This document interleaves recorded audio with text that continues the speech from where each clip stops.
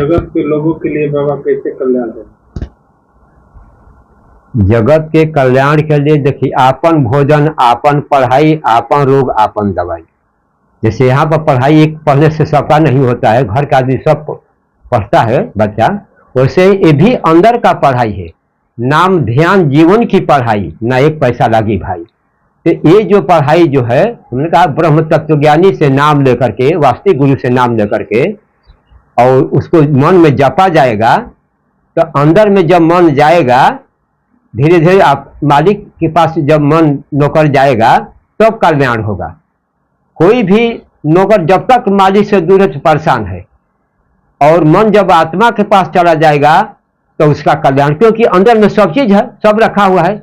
आज मन का राज है, मन अपना राज का, नौकर का राज है, तो नौकर के पास है क्या, इसलिए परेशान है।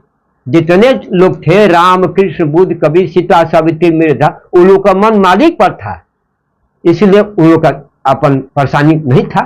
वो लोग काम किए, दुनिया के देखने से है, यहाँ पर तो काम करना है, वो अंदर के आधार पर काम किए।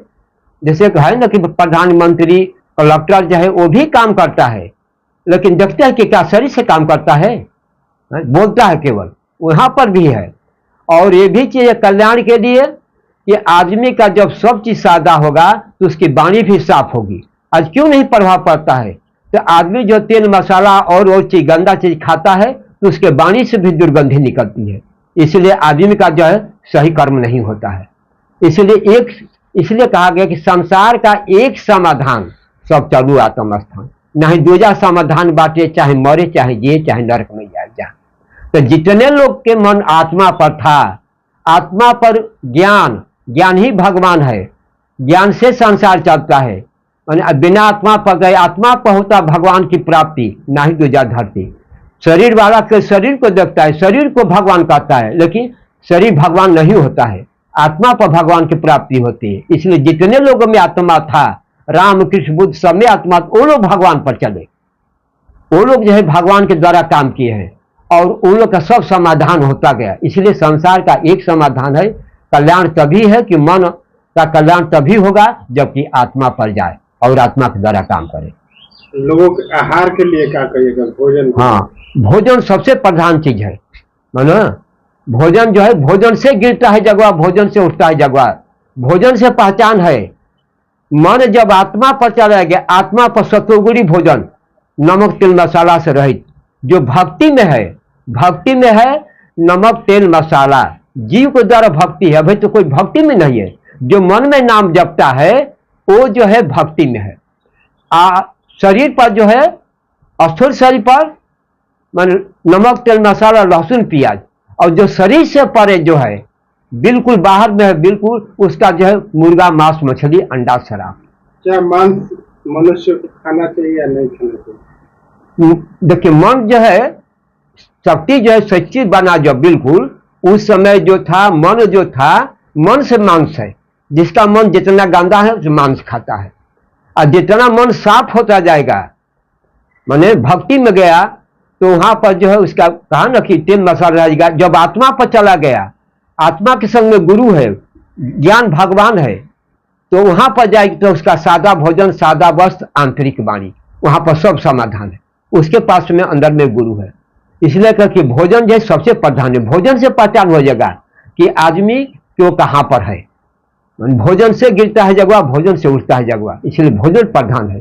शक्ति जिस दिन संसार की रचना की थी, उस समय नमक तेल मसाला नहीं था, न एक रोग था, अंतर्वाणी पत्थर, और लाख वर्ष का आयु था। जितना मन हटता गया, उसका कर्म गति होता गया, उससे जो भी कर्म होता गया, उसी का परिणाम है दुख।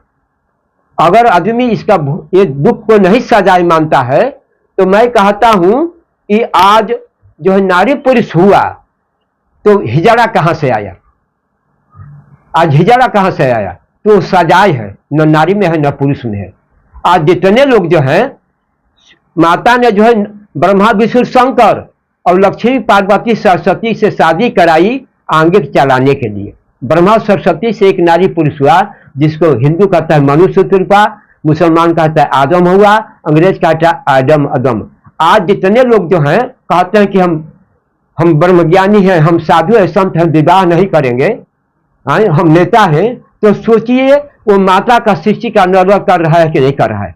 उसको भी ये ज्ञान नहीं है कि जिसको तुम कहते हो राम कृष्ण को भगवान, वो शादी क्यों किए, ब्रह्मा विष्णु शंकर लक्ष्मी पार्वती संग शादी क्यों हुआ, कि समझिए वहां का कानून खाली नहीं जो उसको हिजड़ा होना है, निश्चित में होना है। शिखंडी एक था, माने कृष्ण के समय में, आज कितने शिखंडी है। इसलिए जो है भोग जो है रोग है, भोग है। माने बूढ़े आदमी को टीबी होता है, बेविचारी में आदमी को कैंसर होता है, और एड्स वाले का तो कोई पूछिए मत करिए। एक से एक नया नया रोग आएगा जो कि आदमी भोगेगा और उसके बाद खत्म होगा। जितने लोग शादी नहीं करते हैं उनको हिजड़ा होना है, और जो माध्यम बनता है, जो चोरी करवा तो फंसता ही है, लेकिन जो चोरी करवाने का काम करता है वो भी उसको जेल जाना, उसको भी होना है।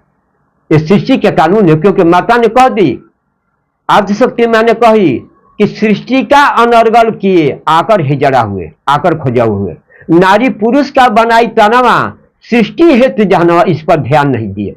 अपना किए सदा मनमानी, एक पर एक नहीं रहे जहानी, कितने रोगों से तुम घिरे। इसका भोगते हो भोग जहान, नहीं नारी पुरुष का निशान दोनों के बीच आकर पड़े। इसलिए समझिए कि ये चीज है कि जब तक आदमी जो है माने काम नहीं करेगा तो उसका जो है उसका सजाए होना है। और जितने लोग हैं बाहर में अपना पूंजी को खाते हैं, तो जब तक पूंजी रहेगा तब तक तुम ठीक हो, माने और जब पूंजी खत्म हो गया तो उसको रोड पर होना है। जितने लोग बाहर में सब अपना पूंजी खा रहा है, और जिस दिन उसका पूंजी खत्म हो जाएगा तो उसको बाहर में जान। देखिए कितने लोग जेल में गए हैं, कितना उनका वर्चस्व था। तो जो बाहर में वो अपना सब पूंजी खा रहा है, अब पाप पुंज ले रहा है। ये चीज लेकर होता है।